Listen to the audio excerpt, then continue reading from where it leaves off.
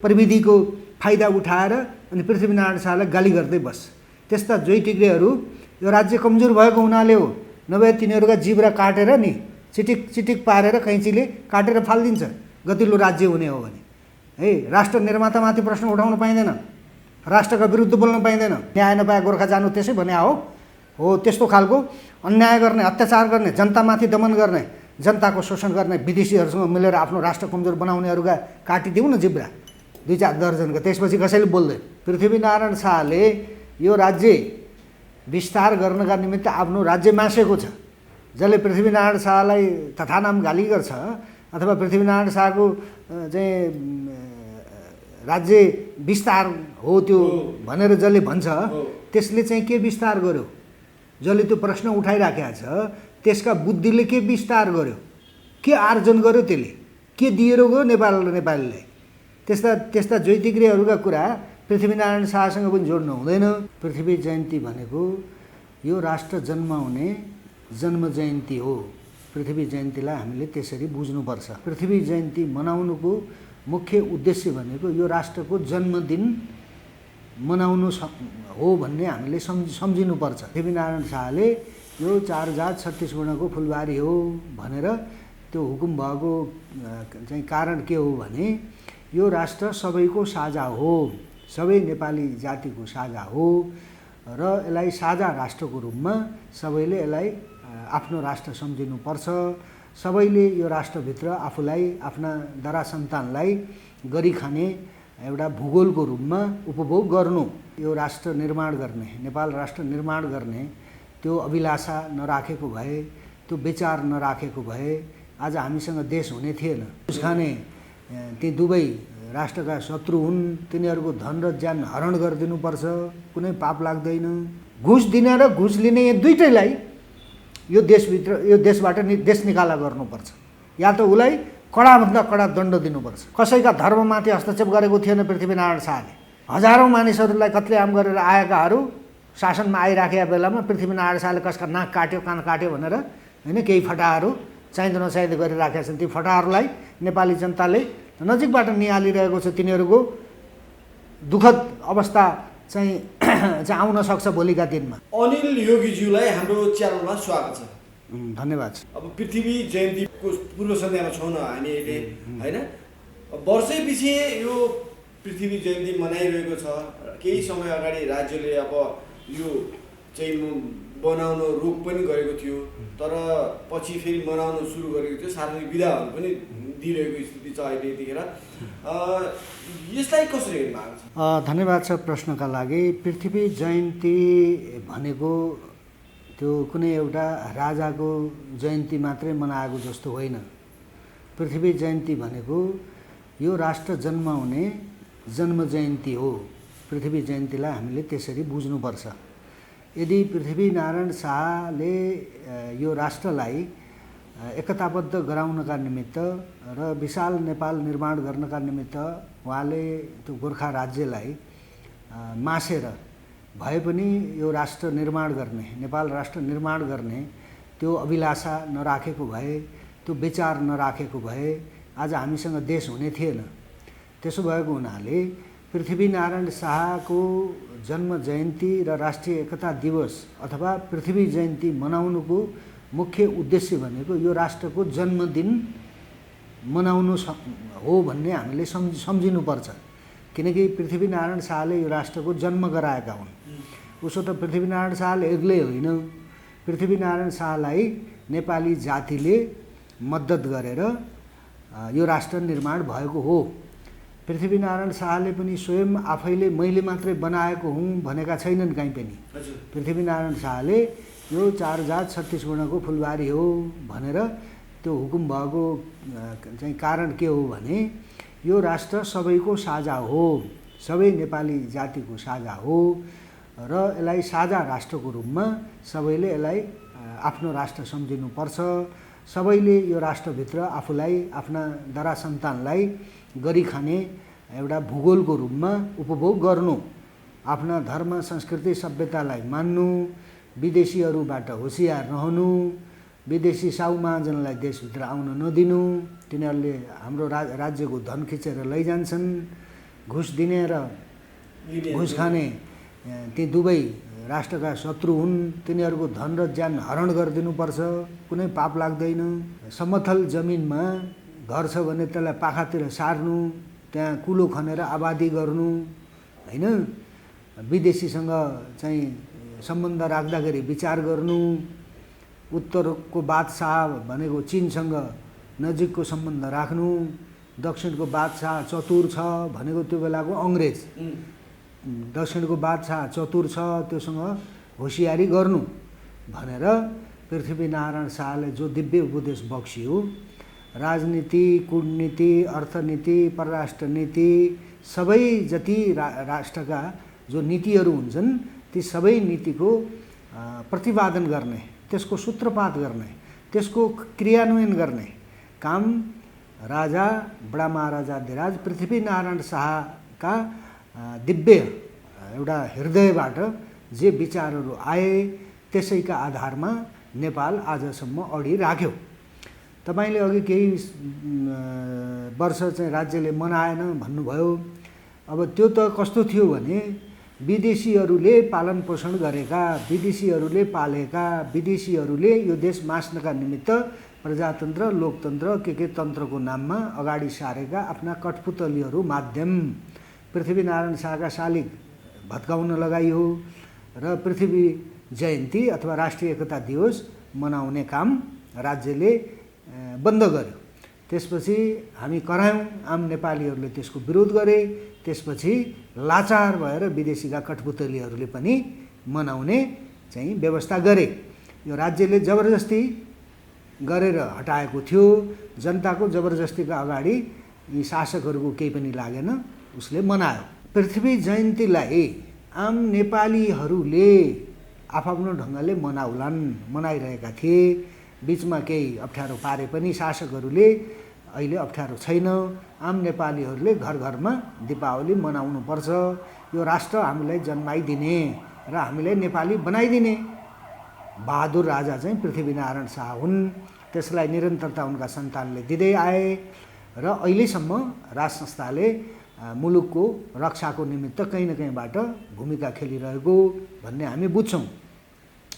त्यसो भएको हुनाले यो पृथ्वी जयन्तीलाई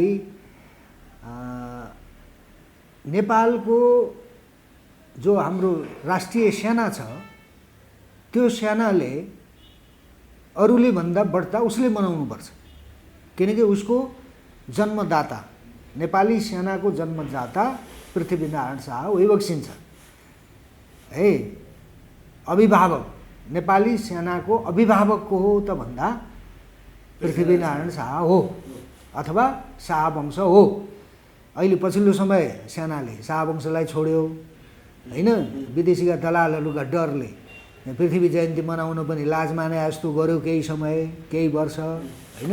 तर पनि नेपाली सेनाभित्र भएको जो देशभक्तिपूर्ण तबका छ, सकल सेना जो छ, त्यसले परिस्थिति अनुसार केही समय नमनाएको जस्तो गरे पनि, बाहिर नदेखाए पनि हरेक सैनिक चाहिँ गुल्महरूमा, सेनाका कार्यालयहरूमा, प्रधान सेनापतिको मुख्यालयमा, हेडक्वार्टरमा पृथ्वीनारायण शाहको ठुलो कदको शालिग राखिएको छ। त्यहाँ निरन्तर पूजा समेत हुने गरेको छ। पृथ्वी जयन्तीको बेला मात्र होइन कि हरेक दिन पृथ्वीनारायण शाहको पूजा गर्ने त्यो काम पनि हुँदै आएको छ। त्यसो भएको हुनाले नेपाली सेनाले छाती फुलाएर गटगटाट टुँडिखेलमा महाराधिराज सरकारको जन्म जयन्ती उसले मनाउनु पर्ने हो, तर त्यो उसले गर्न सकेका छैन। अब देशभक्तहरू जब शासनमा आउँछन् त्यो बेलामा त्यो काम गरौँला, त्यो गराउनु पर्ने छ।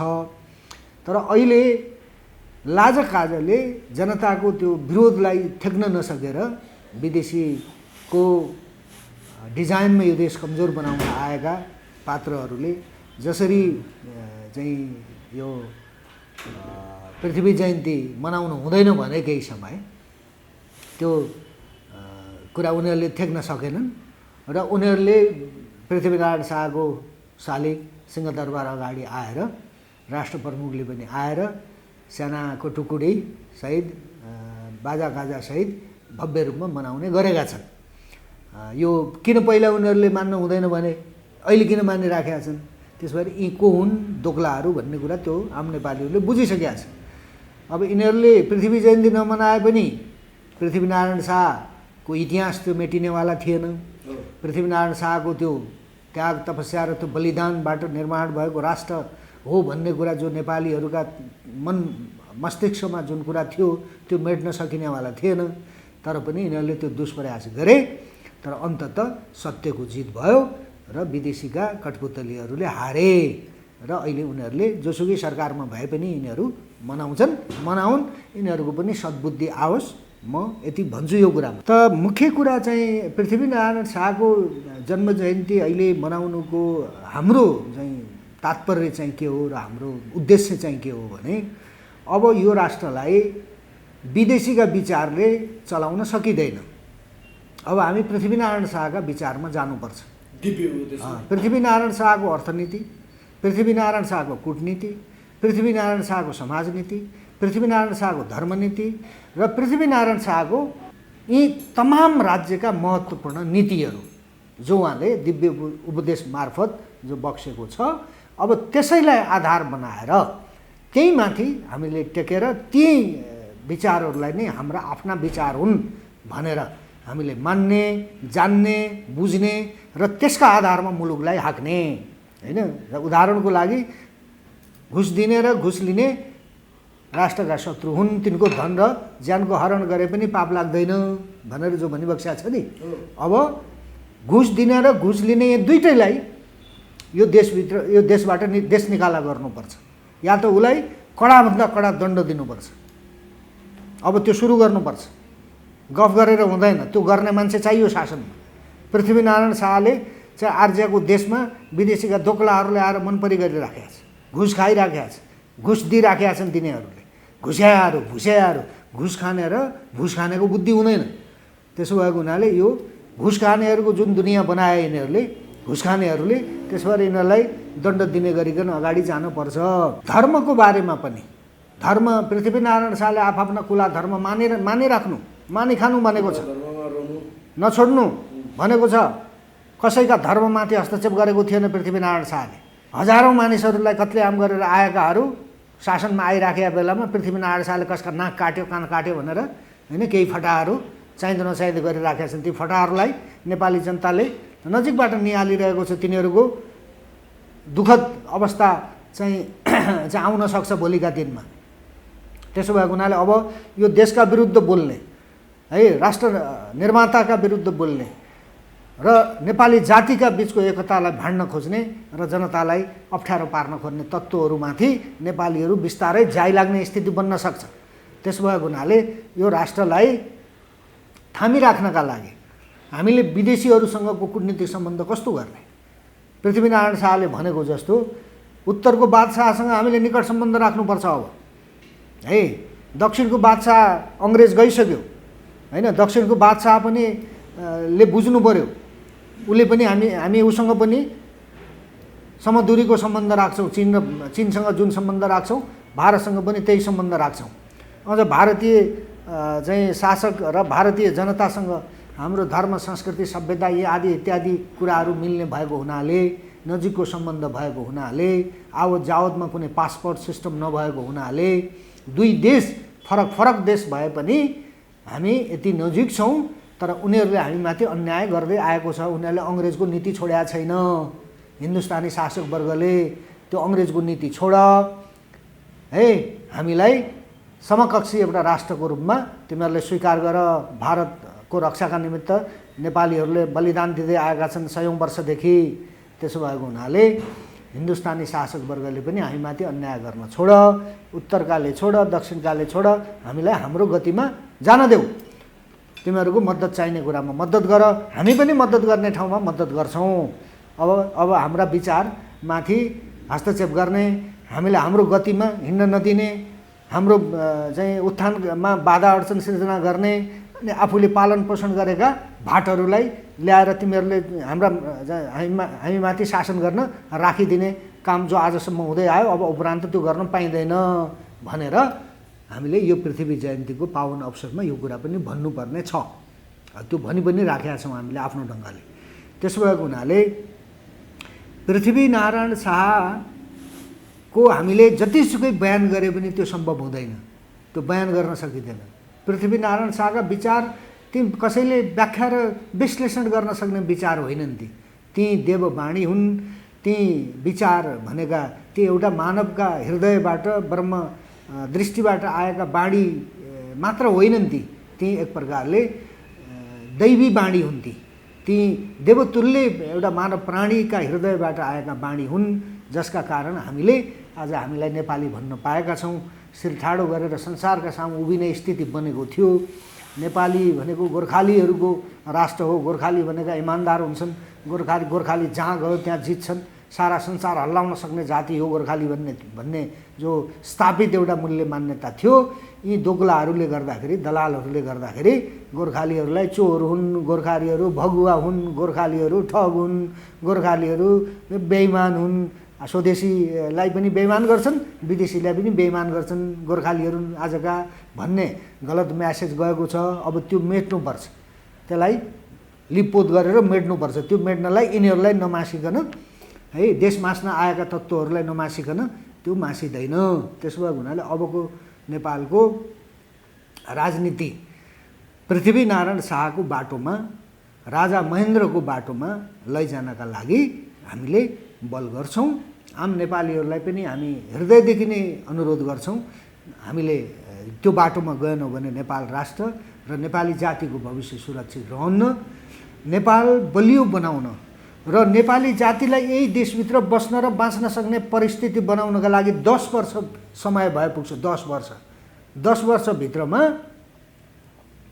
काम गर्ने हो भने, शासक इमान्दार बन्ने हो भने, शासकले भ्रष्टाचार नगर्ने हो भने, प्रशासनमा बस्नेहरूले भ्रष्टाचार नगर्ने हो भने नेपाल बलियो बन्छ। नेपाली जातिले 10 वर्षभित्रमा आफ्नो जीवनमा काया पलट भएको अनुभूति गर्छ। 20 वर्षमा हामी अस्ट्रेलिया के जापान के भन्छौँ नि हामी, त्यहाँको दुनियाँले जुन सुख र सुविधाको जीवन पाइराखेको छ, त्यो खालको एउटा शिक्षा, स्वास्थ्य यी आदि इत्यादि विषयहरू जे छन्, ती समस्याहरूको पनि समूल रूपमा हल गर्दै नेपालीले पनि संसारका विकसित राष्ट्रको दुनियाँले जस्तो सुख र समृद्धिको जीवन बाँच्ने स्थिति बन्छ। त्यो बनाउनका निमित्त हामी पृथ्वी विचारमा राजा महेन्द्रको बाटोमा जानुपर्छ, अन्यथा चाहिँ सम्भव छैन। तेरो पार्टी मेरो पार्टी जिन्दाबाद मुर्दाबाद यो यो यो यो पागलखाना बनाइयो नि। 34 वर्षदेखि जिन्दाबाद र मुर्दाबाद भन्न छोडेको छैन, आन्दोलन गर्न छोडेको छैन, अहिले पनि यो व्यवस्था र त्यो व्यवस्थाको कुरा गर्न छोडेका छैनन्। जसका दिमागमा यो राष्ट्र र नेपाली जनतालाई कसरी बलियो बनाउने भन्ने कुराको एउटा बलियो विचार छैन, त्यो त्याग र त्यो समर्पण छैन, त्यसैले यो त्यो व्यवस्थाको कुरा गरेको हामीले सुनिराखेका छौँ। अब यस्ता गन्थन सुनेर पार लाग्दैन। संक्षेपमा मैले भन्न खोजेको के भने, यो विदेशीका विचारमा बनेको देश पनि होइन र विदेशीका विचारले यो बन्ने पनि होइन। यो विदेशीका विचारलाई त्याग्ने, आफ्ना विचारमा हिँड्ने नेपालीहरूलाई त्यो एउटा सन्देश पृथ्वी जयन्ती माध्यम हामीले दिने हो। पृथ्वीनारायण शाहले दिएका दर्शनहरू जो छन्, आदर्शहरू जो छन्, त्यसलाई मात्रै हामीले आत्मसात गर्ने हो भने नेपाल बन्छ, नेपालीहरूले यो देशभित्र बस्न र बाँच्न पाउँछ। हामीले चाहिँ पृथ्वीनारायण शाहले चाहिँ सिङ्गो नेपालको एकीकरण गरेका थिए, त्यस कारणले हामी नेपाली भयौँ। अब अङ्ग्रेजले चाहिँ यसरी नेपाल अङ्ग्रेजको विस्तारित सीमा विस्तारको लागि उनीहरूले गरिरहेको थिए, तर त्यही कारणले गरेर हामीले चाहिँ अब पृथ्वीनारायण शाहले देश ठुलो बनाइदिएको कारणले अङ्ग्रेजले चाहिँ लिन सकेन भन्छौँ। तर एक थरी विश्लेषण गर्नेहरूले के भन्छन् भनेदेखि पृथ्वीनारायण शाह त आततायी थिए। पृथ्वीनारायण शाहले त अब भनौँ न कतिलाई चाहिँ मारे। अब पहिला मन मिल्नुपर्छ एकीकरण गर्नलाई, अर्को देश अर्को ठाउँको सीमालाई अर्कोलाई चाहिँ लडाइँ गरेर लिएपछि अनि कसरी एकीकरण हुन्छ भनेर चाहिँ खण्डन गर्ने गर्छन्। त्यो यस्तो हो, त्यो काम नपाएको होइन, विवेक कमजोर भएको जोइ तिग्रेको तर्क हो त्यो। त्यसले केही पनि नाप्दैन, केही पनि नापेको छैन त्यसले। त्यो पृथ्वीनारायण शाहले बनाएको देशभित्रको एउटा जमिनमा बुकुरो बनाएर बसेको छ अनि ठुला कुरा गर्छ। त्यस्ता जोइ तिग्रेका कुरा ल्याएर हामीले बहस गर्नु हुँदैन, पृथ्वीनारायण शाहको विषयमा जोड्नु हुँदैन होइन। संसारमा होइन सारा देवताहरूकै राज्यमा पनि राक्षसहरू हुन्छन् नि, त्यस्ता ती प्रवृत्ति राक्षस प्रवृत्ति भएका प्राणीहरू त्यो संसारमा यो मानव सृष्टिदेखि नै हरेक उसमा देखिन्छन्। तिनीहरूको नाश हुन्छ, विनाश हुन्छ तिनीहरूको होइन। बहुमत दुनियाँ जहाँ हिँड्छ त्यहाँ हिँड्नुपर्छ, बहुमत दुनियाँले जे भन्छ त्यो गर्नुपर्छ। पृथ्वीनारायण शाहले यो राज्य विस्तार गर्नका निमित्त आफ्नो राज्य मासेको छ। जसले पृथ्वीनारायण शाहलाई तथानाम गाली गर्छ अथवा पृथ्वीनारायण शाहको चाहिँ राज्य विस्तार हो त्यो भनेर जसले भन्छ त्यसले चाहिँ के विस्तार गर्यो?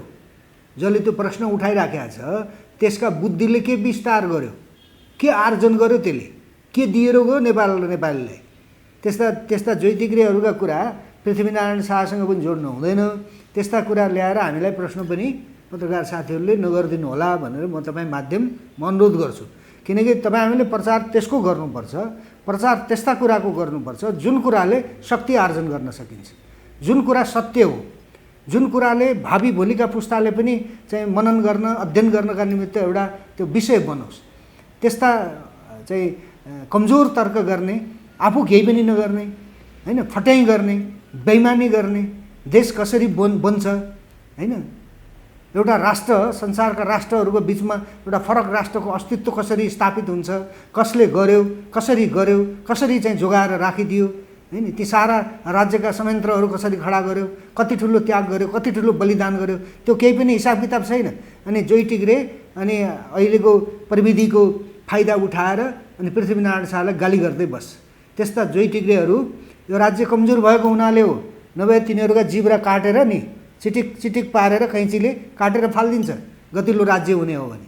है राष्ट्र निर्मातामाथि प्रश्न उठाउन पाइँदैन, राष्ट्रका विरुद्ध बोल्न पाइँदैन, है नेपाली जातिको एकताका विरुद्ध बोल्न पाइँदैन, कुनै पनि धर्ममाथि प्रश्न उठाउन पाइँदैन। त्यस्ताका जिब्रा काट्नुपर्छ। त्यो जिब्रो काट्ने शासक चाहिएको हो नेपालीलाई। है लोकतन्त्र शोकतन्त्र यो भाँडतन्त्र केही पनि होइन। अन्याय हुन नदिने, न्याय गर्ने, जसले अन्याय गर्छ त्यसका चाहिँ के हो गर्नुपर्ने सबै काम गर्न सक्ने बलियो राज्य चाहियो। त्यो राज्य भनेको पृथ्वीनारायण शाहले निर्माण गरेको राज्य हो, राजा महेन्द्रले स्थापित गरेको राज्य हो। न्याय नपाए गोर्खा जानु त्यसै भने हो त्यस्तो खालको अन्याय गर्ने, अत्याचार गर्ने, जनतामाथि दमन गर्ने, जनताको शोषण गर्ने विदेशीहरूसँग मिलेर आफ्नो राष्ट्र कमजोर बनाउनेहरूका काटिदिउँ न जिब्रा 2-4 दर्जनका। त्यसपछि कसैले बोल्दैन, चाहिँदो कुरा जति पनि बोले पनि हुन्छ, नचाहिँदो कुरा कसैले गर्छ भने यस्तै हालत हुन्छ भनेर त्यो गर्ने व्यवस्था नभएको हुनाले मन परि भएको छ। अब त्यो मन परि धेरै दिन चल्दैन, अब त्यसको अन्त्यको दिन धेरै नजिक आएको छ। त्यसो भएको हुनाले हामीले पृथ्वी जयन्तीलाई भव्यताका साथ मनाउनुपर्छ। आम नेपालीहरूलाई म विनम्रतापूर्वक अनुरोध गर्छु, पृथ्वी जयन्ती मनाउनु भनेको आफ्नो चाहिँ पुर्खाको जन्म जयन्ती मनाउनु हो। पृथ्वीनारायण शाहको जन्म जयन्ती मनाउनु भनेको यो माटोको जन्म जयन्ती मनाउनु हो। पृथ्वीनारायण शाहको जन्म जयन्ती मनाउनु भनेको भोलिका पुस्ताका लागि देश समर्पित गर्छौँ भनेर कसम खानु हो। पृथ्वी जयन्ती भनेको त्यो सामान्य कुरा हो, त्यो कुनै दोक्लाहरूले म मान्दिनँ भनेर हुने कुरा हो। त्यो त्यसले मान्दैन, त्यो के मान्छ त त्यसले होइन? किन मान्दैनस् भनेर त्यसका कठला समाउने राज्य नभएको हुनाले त्यसले त्यस्ता तत्त्वहरूले केही भुइँफुट्टाहरूले कुरा गरेको यसो म सञ्चार माध्यममा हेर्छु, तिनका अनुहार हेरेर मलाई हाँस्न मन लाग्छ होइन। आफ्ना 2-4 जना परिवारलाई एउटा रीति र थिति र विधिका आधारमा बचाउन र पाल्न नसक्ने, हुर्काउन बढाउन नसक्ने, भोलिको भविष्य के हो भनेर चिन्ता गरेर भौँतारिएर देश छोड्न तयार हुने अनि तत्त्वले पृथ्वीनारायण शाहको बारेमा प्रश्न उठाउने, राज संस्थामाथि प्रश्न उठाउने को हो त्यो? त्यसरी यो व्यवस्थाले ल्याएको समस्या हो।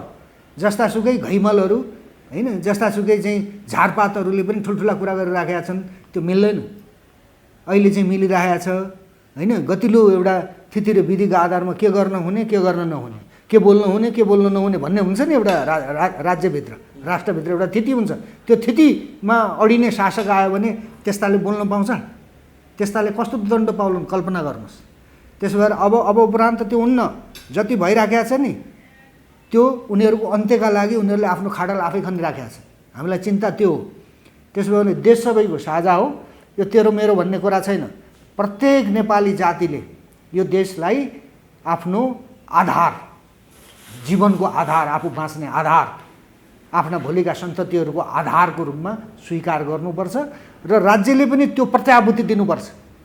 यो मुठ्ठीभर मान्छेहरूको मन परी चलिराखेको छ नि अहिले, केही दलका मान्छेहरूको, केही बिचौलियाहरूको, केही फटाहरूको, होइन, समाजका केही टाठाबाठाहरूको। तर गरिबको देश बन्न सकेका छैन। गरिबको देश जो कमजोर हुन्छ उसको लागि चाहिन्छ देश।